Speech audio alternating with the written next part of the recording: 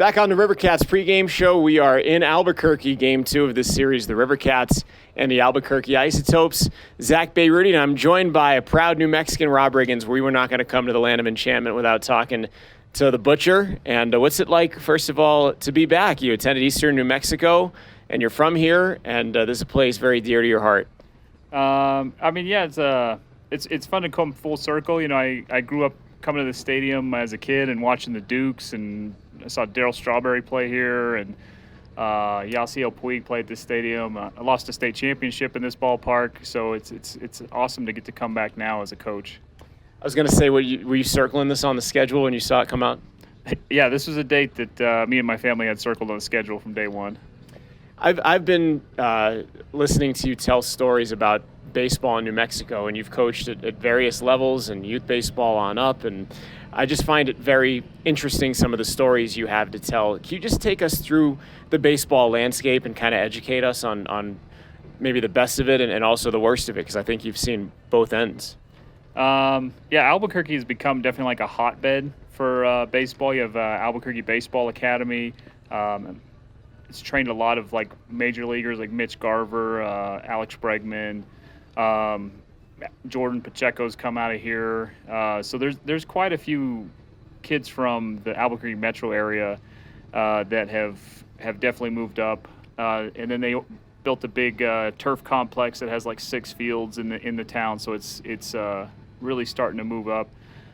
And then at the worst of it, you still have some schools that your starting shortstop shows up at tryouts that day having never played a game of baseball, and you got to figure out in 6 weeks how to get this kid that's never played to be your starting shortstop. So it's the disparity between the talent levels here is enormous.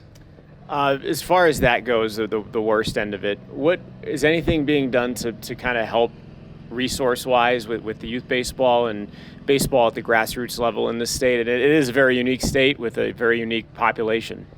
Yeah, I think I know in Santa Fe, a gentleman named Ian Ferris does a great job. Baseball wasn't very big in Santa Fe, and he's really started to help grow the Little League there and grow youth baseball. So there are some movements for youth baseball. The last school I was at in Pewaukee, they've done a good job. They turfed the Little League fields and helped try to grow the program there. So there are some schools that I've offered to give camps to kind of help grow baseball in this state. Talking to Rob Riggins here on the pregame show, native New Mexican. You know, from a baseball standpoint here, as far as this series goes, I found it interesting yesterday you were talking to guys during BP and reminding them to drive the ball and not launch the ball. Can you kind of take us through what you were telling the guys and your mindset as it pertains to how you should go about hitting and your approach here at Elevation in Albuquerque? I have played here and coached here several times. Like a lot of guys, they think that they got to put the ball more in the air, and so they tend to think during the swing it more up instead of, you really let the elevation do its job and just think I need to hit the ball hard forward. My senior year we played at Manzano High School a doubleheader, and we hit 18 home runs in the course of that doubleheader. So, the ball definitely flies here. So you really have to keep the approach of hit the ball forward instead of up. What's it been like for you now? This is kind of catching up. We chatted, I think, earlier in the year. I don't know if they maybe saw Lake, but what's it been like for you here in AAA after having spent the last couple of years in the Dominican now that we're over 100 games in? I love it. I really like the people that I work with, and the people I work for has been great, and getting to learn from experienced coaches like Brundy and Tiny and Cabby. And, I really have loved this spot, and just the people that are here at the ballpark makes it really enjoyable to come to every day.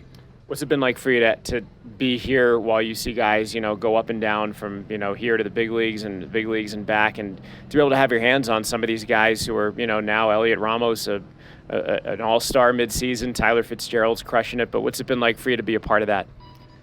I think it's been humbling to even think that I had part of that process. It's just cool to see guys go up and be successful and just think, I threw batting practice to that guy. And that's been the fun part. You see guys like Encarnacion was up this past week, and he's doing really well. It's just fun to see guys be successful. And for me, that's where I think success is for me, when everyone around me is successful. Can't let you go without asking you the state question. I'll let you give me the answer. Maybe you know what the state question is. If you don't, I'll ask it. Red or green? I'm green all day. Ever go Christmas? I've tried it. I like green. I'm not a huge fan of red.